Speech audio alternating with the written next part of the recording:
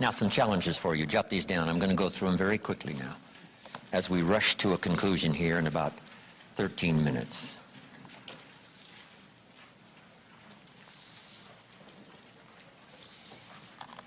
Here they are. You're going to have to write fast now. Here's number one. Review your performance, whether it's communication or whether it's activity or whether it's a CEO or whether it's on the job. Here's what my father said, a seminar in a sentence. I wish he was here to give it, but since he's not here, in his honor, I will give his seminar in a sentence. Here it is. Always do more than you get paid for to make an investment in your future. Now, some unions would argue with us on this, but that's my papa's seminar in a sentence. Always do more than you get paid for to make an investment in your future.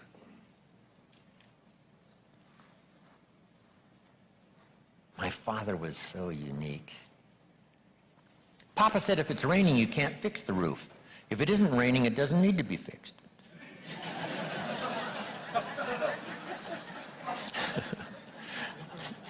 He was a grand old man. Wow, this guy. So review your performance, your language with your children. Just go over that and say, have I been too harsh and too strong, and too stubborn? Should I learn to be easier, mix more compassion with the tough stuff I have to deal with? Yes. You know, prayer will help sometimes.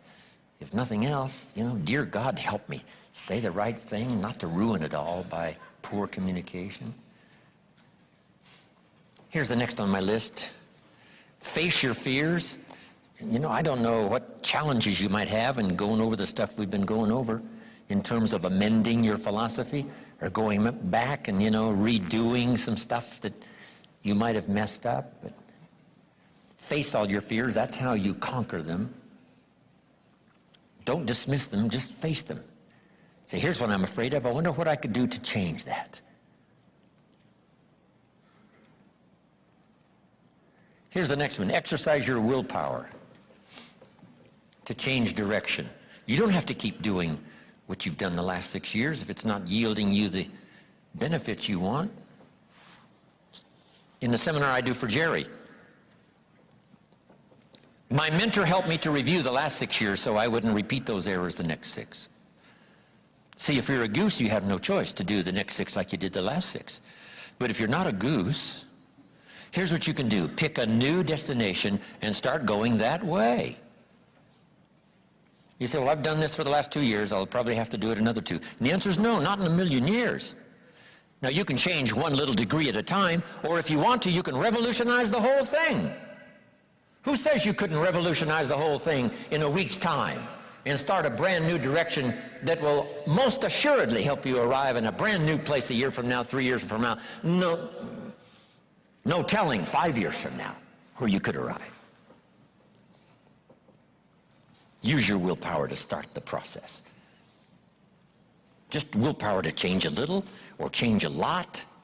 Anybody can change. You don't have to repeat last year. Clean up the errors. Invest it now in the next year. Watch it make the difference. Here's the next one that's important. Parents have to do it. We ask our kids to do it, but we've got to do it. Admit your mistakes. Sometimes you have to admit them to others. Here's some of the best words in the English language. I'm sorry. The reason why those are good words is because it could start a whole new relationship. It could start 2 people going in a whole new direction. I'm sorry. Simple, easy, not easy, but if you get this done, the turnaround can be dramatic. The early years can be big in payoff. And here's the big one. Admit your mistakes to yourself. You don't have to babble about them to everybody in the neighborhood. But it doesn't hurt to sit down and have a conversation with yourself and say, there's no use kidding myself. Here's where I really am. I've got pennies in my pocket and I got nothing in the bank. That's what I said after the Girl Scout left my door. I had a conversation with myself. And I said, I don't want this to happen anymore. Next, refine your goals. I don't know what ambitions you've had up until now, but this weekend would be a good time to start the process. We're going to talk about our goals workshop before our session is over this weekend. Maybe that will help stimulate you to set some higher goals, reach for some higher purpose, go for something beyond what you thought you could do. By the time this weekend's over, you might double, triple, quadruple the amount of goals, purpose, all the things you think you can accomplish. You could multiply that by 10 by the time we finish here on Sunday. Here's the next one, believe in yourself. Yes, you got to believe in God, and you got to believe in the community, and you've got to believe in the possibilities. You've got to believe in the economy. You've got to believe that tomorrow can be better than today. But here's the big one, believe in yourself. There isn't a skill you can't learn. There isn't a discipline you can't try. There isn't a class you couldn't take. There isn't a book you couldn't read. If it's written in some other language, you just get it translated and read it. Here's the next one. Ask for wisdom. This is communication of the highest source. Ask for wisdom. Ask for wisdom that creates answers. Ask for the wisdom that creates faith to believe things are possible.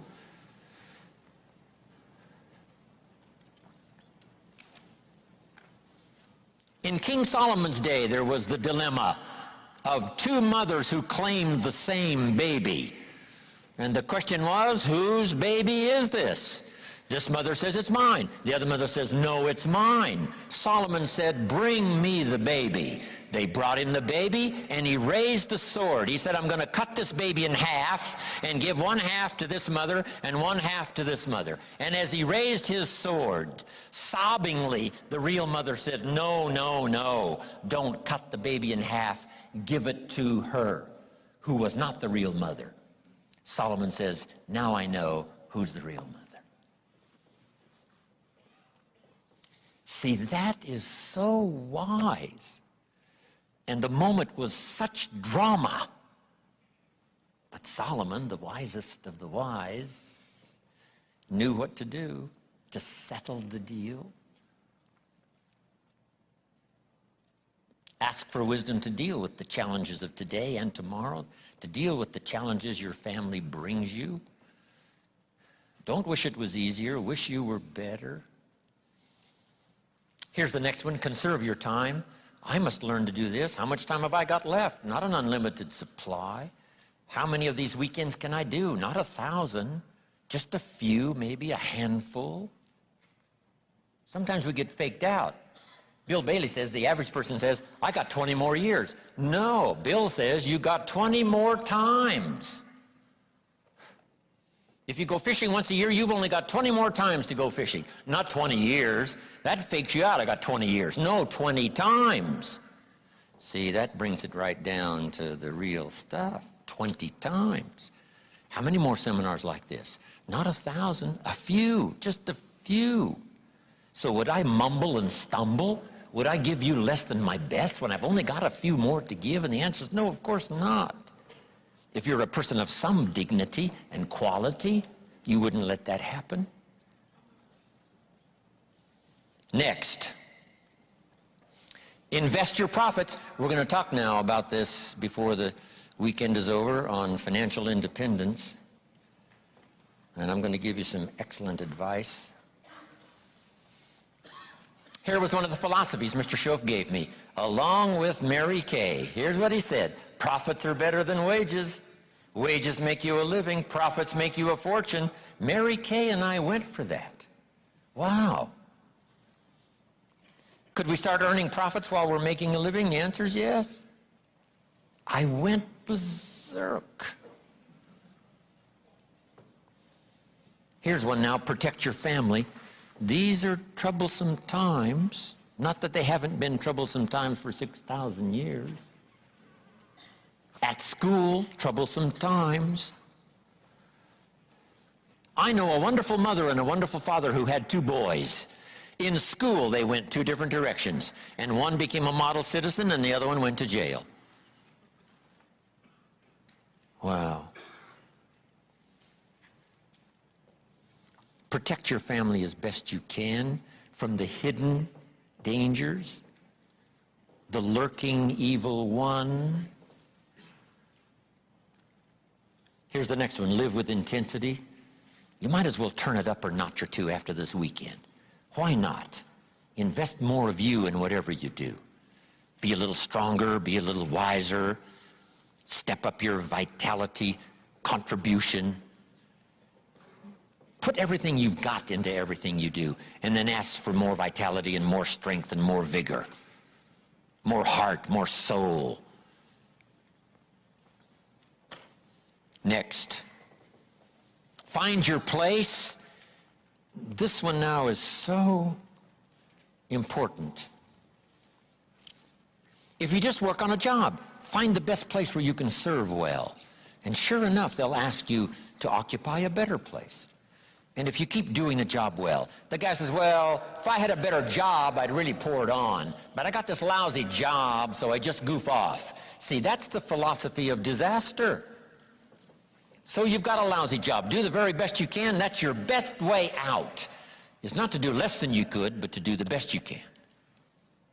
With that philosophy, your life can take great leaps forward. Here's a Bible phrase that says, if you work on your gifts, they will make room for you. They'll make a place for you. Here's the next one. Demand integrity from yourself. You can't demand integrity from someone else. Integrity is like loyalty. You can't demand it of someone else. You can only demand it of yourself. Be the best example of loyalty, and you'll get some loyal followers. Be the best example of integrity, and you'll have people surround you that have integrity. Lead the way. Next, welcome the disciplines. Can't give you much better advice than that, because disciplines create the reality. Disciplines build bridges, build cities. Disciplines, a well-disciplined activity creates abundance, creates uniqueness, productivity. Next, fight for what's right. It's a fight we're in. The storyteller says, and there was great war in heaven. Wow, you mean way back there? Yes. 1/3 of the angels conspired. I asked Bill Bailey, how long do you suppose it took 1/3 of these angels to get together? Did they conduct meetings? I don't know. Bailey says the storyteller doesn't say. I said, then we're supposed to use our imagination. I don't know. It does say finally the great war occurred, and the 2/3 prevailed and the 1/3 lost. One of the writers of later scripture, here's what he said, I fought a good fight. See, that's extraordinary to be able to say. I fought for my kids, and I fought for what was right, and I fought for my good health, and I fought to protect my company, and I fought for a good career that would bless my family. I fought a good fight. It's good to fight. The encroachment. Opposites are in conflict, and we're in the middle. And if you want something valuable, you got to fight for it. Then this writer also said, not only have I fought a good fight, and I'll finish with this, and I got a much longer list, but maybe I can cover these at another time. He said, I fought a good fight, and I kept the faith. See, that's the deal. Keep faith with your family. Fight like crazy and keep faith. Fight the enemy and keep faith. Fight illness and keep faith. Fight the evil and keep faith. I can't give you much better advice. So thank you very much for your attention. I appreciate it.